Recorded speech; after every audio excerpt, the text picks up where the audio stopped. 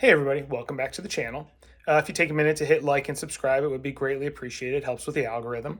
It is Christmas weekend. My last video, I finished up getting the dash installed in the Cobra, and I'd mentioned that I was probably not going to get to do too much out in the garage this week because of the holiday, and sure enough, that was the case. So what I figured I would do is, since I don't have too much time to work on the car, I figured I'd at least put something together, kind of give you an update of what is going on and what is going to be coming in the near future amongst the three vehicles on my channel. That would be my Gladiator, my MR2, and the Cobra. I did some shopping on Black Friday, have some parts for the Gladiator and the Cobra. So what I figured I'd do is sit down and go over what I plan on doing and some of the upcoming videos that you will see. So that being said, I'm going to head out in the garage and I can start showing you what is going to be coming in the near future.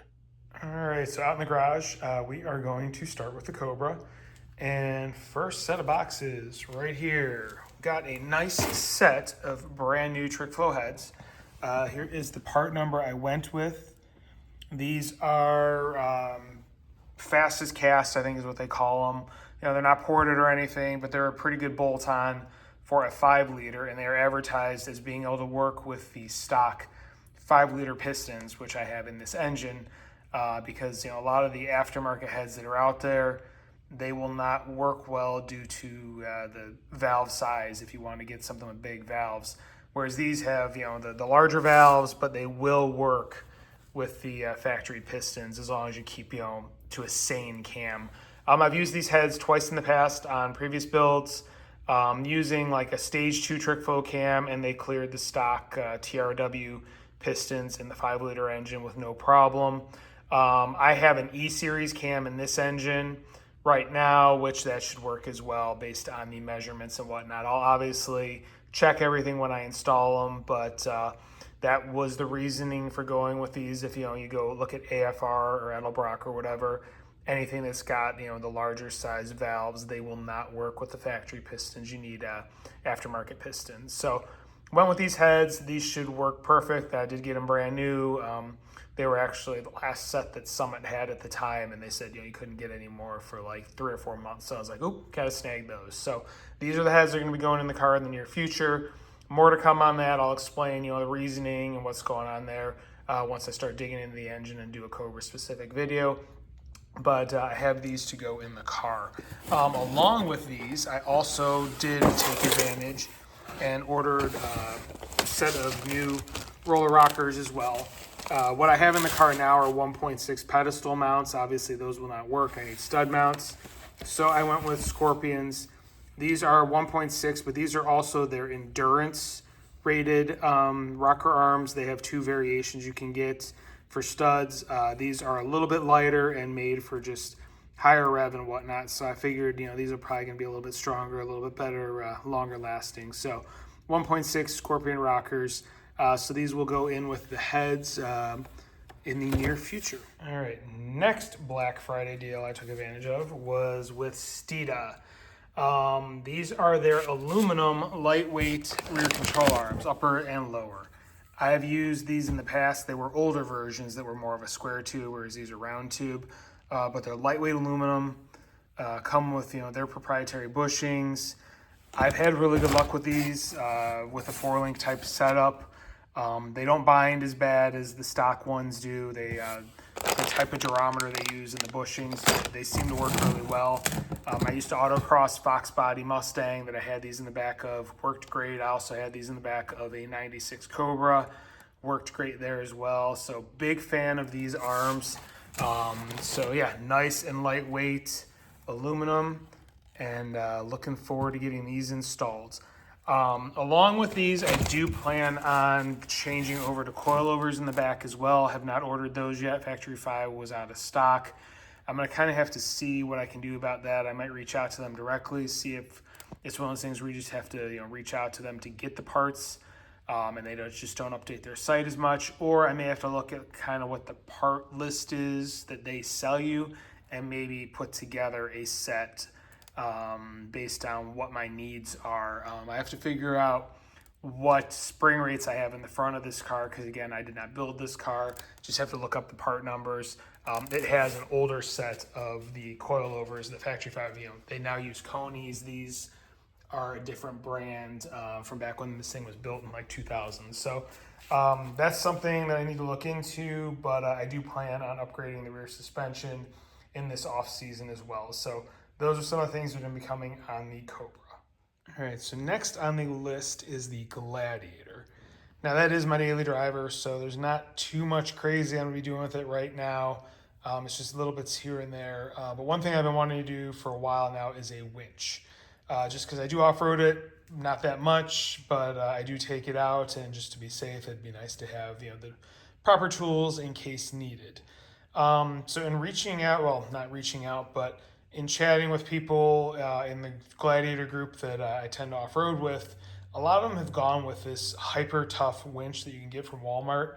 I know it doesn't sound like much, it's Walmart, whatever, but a lot of them, they say it's a great winch. They've been using it for a few years, no problems. And for the price, it's like $320 shipped to your house. It is a 12,000-pound winch with synthetic rope. No one's had any problems with it. For what I'm using it for, just as in case of emergency, on one of the random times I go, which is like 5-6 times a year, if that, I think this is more than enough. If I was off-roading on a regular basis, I would have gone with a very expensive Warren setup, but I think this is going to be more than enough for what I'm using it for. So I went ahead, ordered this from Walmart. It seems to be a pretty sturdy unit. It has great reviews if you look online. And like I said, a lot of the guys that I wheel with have this exact unit and no complaints whatsoever. So I went ahead, Quadratec had a Black Friday sale, so I ordered their winch plate. This is for the steel bumper, which I have on my Gladiator. It's to mount the winch, so it has the mount plate, and it also has the front plate for where the rope comes through. So I'm blanking on what it's called right now, but I'm sure you know what I'm talking about. But anyway, that is what is going to be up and coming on the Gladiator. There may be more, but this is what I have so far. So that will be an up and coming video as far as the winch install on the front end of the truck goes. All right, so that leaves the MR2.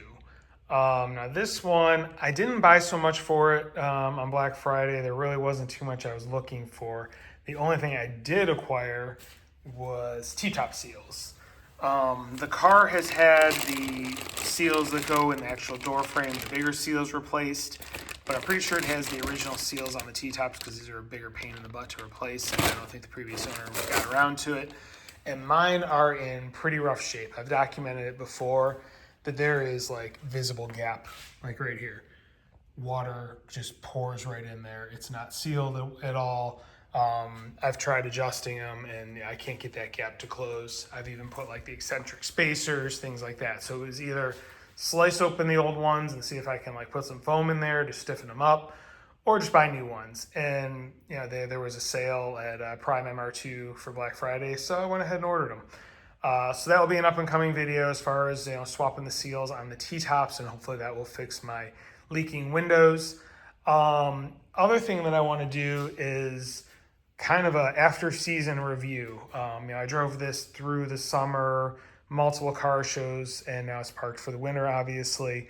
So I'd like to kind of go over, do a review of my thoughts, how things went, where I think things are, likes, dislikes, all that as far as the 2GR swap goes.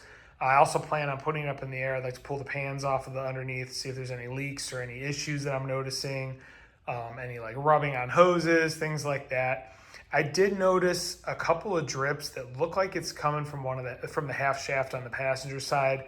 I'm guessing it's where the half shaft bolts to the stub shaft, that there's a little gasket there, and I think that's where it's leaking grease out of ever so slightly. So I'll find out once I get the actual pans off and it's up in the air. But that is another video that will be up and coming, just kind of going over the MR2, where things are at, what I think of it, and what maybe will be coming in the future. And as an added bonus, I do have one other project I am going to be introducing on the channel. A little different. This is a 90s HPI RS4-2 nitro-powered RC car. I bought this thing brand new when I was in college, messed around with it for a couple of years, and then it has sat on a shelf for quite some time. It's probably been sitting for a good 21, 22 years. So gonna be trying to bring this thing back to life. The motor is pretty much seized from sitting for so long. The oil's probably just gunked up. I actually have a new motor for it. And I did buy a second chassis that you can see here that has a lot of old HPI hop-ups, and it has a 2-speed trans and things like that that I'm going to convert over and build one good fun car out of. So one other little project that is going to be coming in the future. So there you have it. Nothing too exciting, but at least gives you an idea what's going to be coming on the channel in the near future. I think there's plenty good information that's going to be coming along. I plan on doing pretty good in-depth videos on all of these installs. So if you are interested in following along, you know what to do. Hit like, hit subscribe, notification bell, all that fun stuff. If you have any comments or questions, please leave them in the comments section. I do review them. I will reply. And that being said, if you celebrate Christmas, Merry Christmas. If not, Happy Holidays, with whatever you do celebrate. And thank you very much for watching, and have a great day.